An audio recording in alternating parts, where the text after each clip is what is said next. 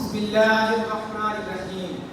میرے ہم مکتب ساتھیوں، اساتذہ اکرام اور مہمانان گرامی، السلام علیکم۔ آج مجھے جس موضوع پر لفظ کشائی کرنے کا موقع ملا ہے اس کا عنوان ہے پاکستان، خواب اور تعبیر۔ پنجاب کے بنگال کے جوان چل پڑے، پنجاب کے بنگال کے جوان چل پڑے، سندھی بلوچی سرحدی پٹھان چل پڑے، گھر بار چھوڑ کر بے سر و سامان چل پڑے، گھر بار چھوڑ کر بے سر و سامان چل پڑے، ساتھ اپنے مہاجرین لیے قرآن چل پڑے۔ قائد ملت بھی چلے ہونے قربان، کیونکہ یہ تھا قائد اعظم کا پاکستان۔ صاحب صدر ایک جذبہ، ایک جنون جس کی تپش کو اپنے سینوں میں محسوس کرتے اور کبھی ہمت نہ ہارتے، ایک جستجو جس کو کرنے کے بعد آسمان کی بلندیوں کو چھونے کا من کرتا ہو۔ آج سے تقریباً 75 سال پہلے کا واقعہ ہے جس کو بیان کرنے کی سکت اگرچہ میں خود میں محسوس نہیں کرتا، لیکن پھر بھی اپنے جذبات، احساسات اور خیالات کو الفاظ کی مالا میں پرو کر اپنے کاوش کے اظہار کا ذریعہ بناؤں گا۔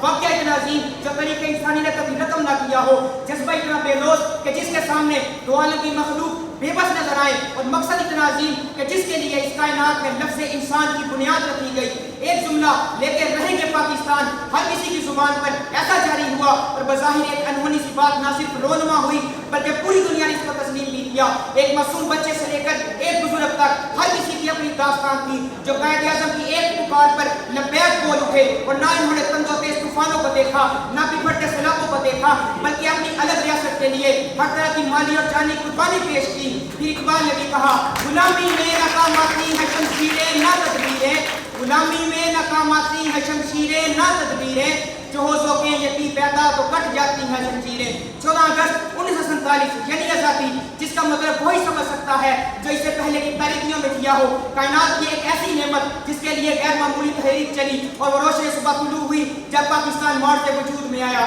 چلو کہ توڑ کے رکھ دے ستم کی زنجیریں، چلو کہ توڑ کے رکھ دے ستم کی زنجیریں، ہنسی خواب کے منظر امر کر دیں، ہنسی خواب کے منظر امر کر دیں۔ غلامی کی رات بلاخر اختتام کو پہنچی، اور اقبال کے خواب کی تعبیر ہوئی تو اقبال کے خواب کی تعبیر ہوئی تو فلسطین کی سرزمین پر اسلامی ریاست کی بنیاد رکھی گئی، تو ہر چہرہ پر رونق ہو گیا، مساجدیں آباد ہو گئی، کشمیر سے لے کر کراچی تک ہر چہرہ پر رونق ہو گیا، اور اس خطے کی تاریخ جس قوم کو اقلیت لکھتی تھی اس زندہ باد قوم نے اکثریت کا جھنڈا پا لیا۔